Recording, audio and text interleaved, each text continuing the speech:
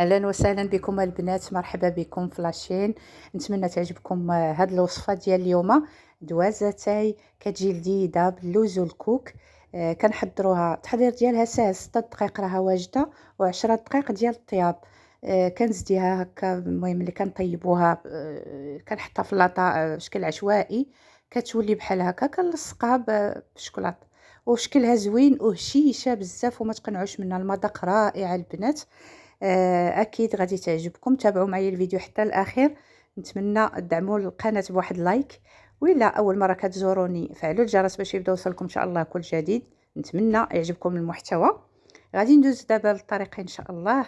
عندي جوج ديال البيضات، كما كتشوفوا بيضه كبيره وبيضه صغيره، المهم معليش البنات انا غير جيت فيهم هكا، نتوما ديروا جوج بيضات كبار ولا جوج بيضات صغار بحال بحال.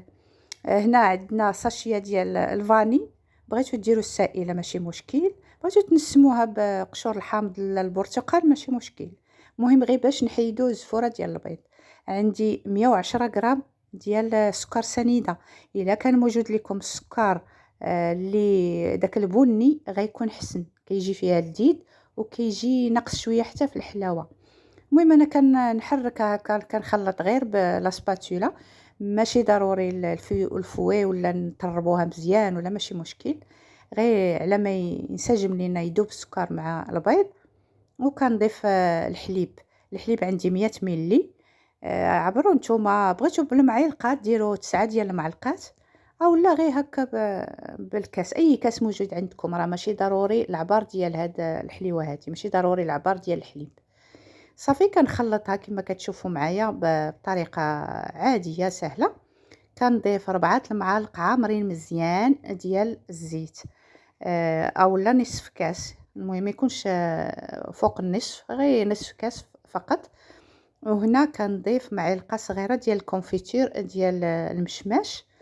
الكونفيتور كيجيبها لينا معلكه في الماكله ديالها، كتجي المذاق ديالها معلكه بحال المسكه ولذيذه الصراحه. وكنبقى نخلط كما تشوفوا حتى ينسجموا ليا المكونات اللي درت. بالنسبه للكونفيتور راني ضيفوا اي نوعيه عندكم، غير ما يكونش من داك العقد بزاف. عندي هنا اللوز كاس، غادي طحنته بلا ما حمرته بلا والو، طحنته بالقشره ديالو. كنخلي واحد شي شويه مهرمش، شي شويه ماشي بزاف، وصافي. وكنخلط، كنضيف عليه الكوك غادي نضيف كاس ونص ضروري. الا كان عندكم غير كاس راه ماشي مشكله البنات، ولكن انا ضفت كاس ونص. بصراحه داك الكميه هي اللي كانت عندي، قلت ما كاينلاش غادي نخلي هذا النصف كاس، غادي نضيفه صافي. وانتم كما قلت لكم بغيتو ديروا اللوز في بلاصه اللوز الكاوكاو ديروه. هنا باش ما ننساش البنات عندي معلقه، جوج المعالق كبار ديال الزبده مذابه. مهم هاد السمينه الصراحه جديده شويه، ما درتش انا من الزبده الاخرى اللي كتباع، هذه ديال الحليب ديال اللبن ديال الدار، ولكن كان جديده مغسوله مزيان وذوبتها وضفت واحد شي شويه منها. بغيتو نتوما ديروا اي نوع من الزبده لكم الاختيار، المهم جابتها بنينه بنينه بزاف هاد الزبده هذه، لانها صراحه صحيه. وصافي خلطت، وكنزيد هذاك شويه ديال الكوك اللي قلت لكم شاطليه، ها هو كاس ونص. تحسبوا نتوما باي نوع ديال الكاس عندكم، اكيد يكون عندكم النوع ديال العنبه، غادي تعبروا كاس ونص. صافي كنخلط كما كتشوفوا غير بلا سباتولا. ومن بعد غادي ندوز باش نضيف الدقيق، باش غادي نجمعها. الدقيق حتى هو راه ما كيكونش كتير، حيت هاد العجين هذا البنات، هاد الخليط راه ما خصوش يكون قاصح اولا جاري بزاف. هانتوما غير المكونات اللي درت يبان لكم ديجا راه خاطر. غادي نضيف المعلقه الاولى والمعلقه الثانيه، وغادي نزيد المعلقه الثالثه، ومن بعد هانتوما عامرين مزيان مزيان. صافي وغادي نخلط، من بعد غتشوفوا معايا شحال من معلقه درت. عاد غادي نخلط، عاد ندير الخميره كندير غير ساشيه ديال 8 غرام، انا غادي نعبر بالمعلقه. المهم المعلقه تاع الدقيق راني زدت 4 وزدت الخامسه، على حسب حتى النوعيه ديال الدقيق البنات. تقدروا ديروا غير 4، تقدروا ديروا 5، تقدروا ديروا حتى 6، لان قد ما الا كثرتوا اللوز وكثرتوا الكوك راه ما غاديش يهز لكم دقيق بزاف. كنضيف المعلقه السادسه، صافي وكنخلّط من بعد. أنا ما بغيتش نعطي بالغرام، من الأحسن هاكا المعلقة. غتشوفوا القوام وغادي تفهموا كيفاش خصو يكون، يعني كل وحدة عينها ميزانها. ودائمًا كتبقاو تخلطوا حتى تيدخل وينسجم داك الدقيق باش تشوفوا واش اختار والّا لا، ماشي غير تكبّوا صافي الدقيق. هنا راه درت المعلقة ال7 وبقى ليا واحد شوية ديال الدقيق، هي المهم 7 ديال المعالق عامرين مزيان، وعاد كنخلّط صافي. هذه هي الخرا ديال المعلقات 7 ديال المعالق. كما قلت لكم حاولوا ديروا عينكم ميزانكم. الخليط خصو يكون شوية خاطر باش ملي غادي نديرها في البوش. الا ما بغيتوش البنات ديروها في البوش راه ماشي مشكل. صاك بوش ماشي مشكل، تقدروا تحطوها غير بالمعلقة. درت جوج المعالقات صغيورين، المعلقة عندي صغيورة هذيك ديال القهوة، غير صغيرة ماشي حتى من دوك الحجم الصغير الآخر متوسط، صغيورة درت جوجات. نتوما إلا كان عندكم معلقة صغيرة ديروا غير وحدة، أولا ديروا 8 غرام فقط أولا 7 غرام. صافي الخليط غادي نديرو في هاد الصاك بوش. نتوما تقدروا ديروا غير بالمعلقة البنات ماشي ضروري، ولا عندكم شي بلاستيكة عادية من غير هاد لي صاك بوش اللي خاصين بالحلوى، غادي تقبيها من القنت وغادي تعمريها باش يسهل عليك كيفاش تحطيهم في اللاطة. صافي كنعمرها هكا بطريقة عادية. الخليط راه كيكون خاتر، ملي كتكبيه راه كيبقى يتقطع، هادشي علاش يعني ما كيكونش داير الخيط. وصافي غادي نعمر هاد البوش هذا وغادي نحطهم في اللاطة. اللاطة خصها تكون عندها داك ورق الزبدة اولا مدهونة بشوية ديال الزبدة والدقيق. الا ما كانش عندكم ورق الزبدة دهنوها.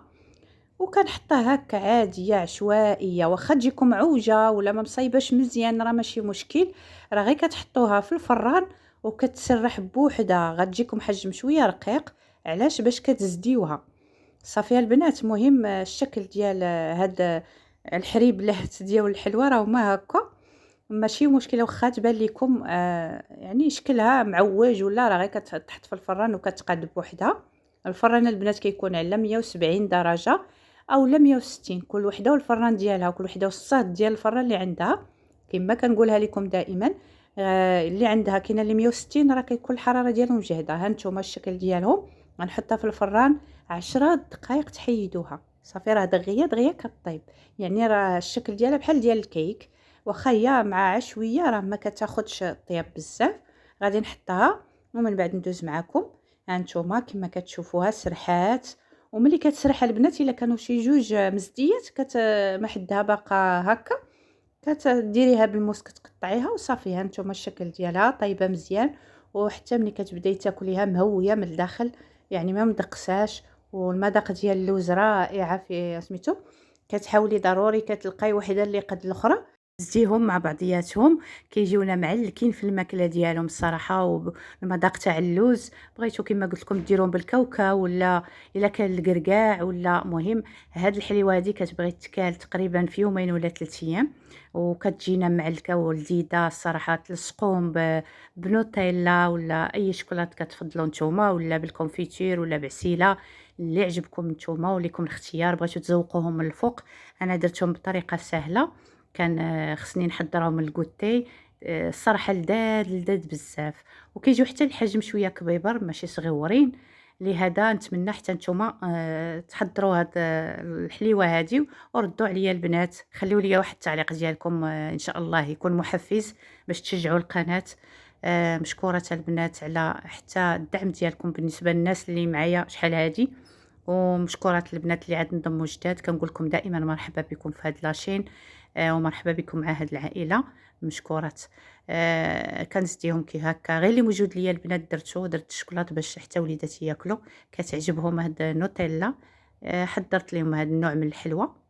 جات لذيذه الصراحه، جات لذيذه بزاف. خليو واحد لايك الا استفدتي اختي معايا باش حتى انا نستفد معاك، لان لايك كيزيد يكون يخلي الفيديو من المقترحات. لهذا راه ماشي سهل تطلع قناه ولو تكوني ما عرفتي شنو كديري، راه ماشي سهل طلع. نتمنى البنات تدعموا، جزاكم الله خيرا. ما خسرتي والو اختي الا درتي لايك ولا كتبتي واحد الكلمه طيبه من عندك. المهم هانتوما الشكل ديال باش كنزديها كنحاول المهم واخا كيجيوك شي مرة كتلقاي جوجات صغار جوجات كبار على حسب ملي كتحط في الفران. الحمد لله أنا جاتني هي هاذيك تقريبا أي جوج ديال الحليوات ولا 3 اللي لقيتهم شوية صغيورين، إما جاوني تقريبا في نفس الحجم، يعني ما ضيعاش. كتحطيهم بطريقة عشوائية ولو في اللاط راكم شفتوا كيفاش، ولو ما تقادوهمش راه ماشي مشكل، غير تحطوا في الفران وكيتسرحوا كيتقادوا لروسهم. بالحجم اللي بغيتو نتوما، إلا درتو غير صغير راه ما غاديش تجيكم كبيرة بحال هاكا.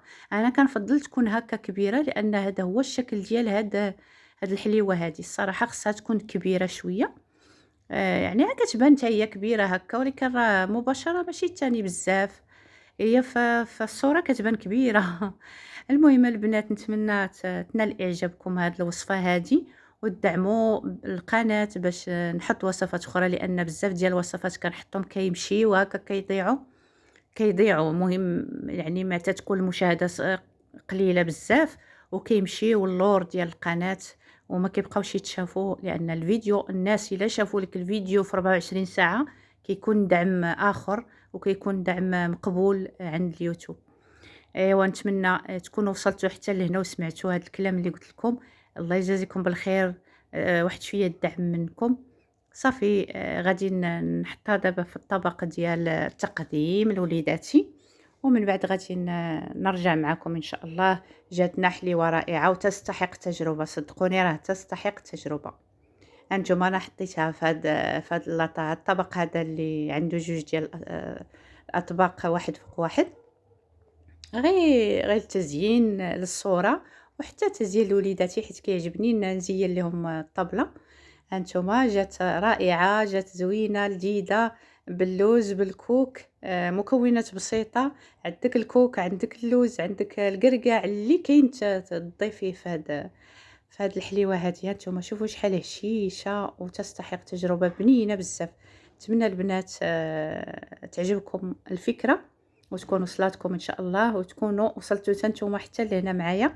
شكرا لكم بزاف على حسن المتابعة ديالكم، والى فيديو قادم باذن الله.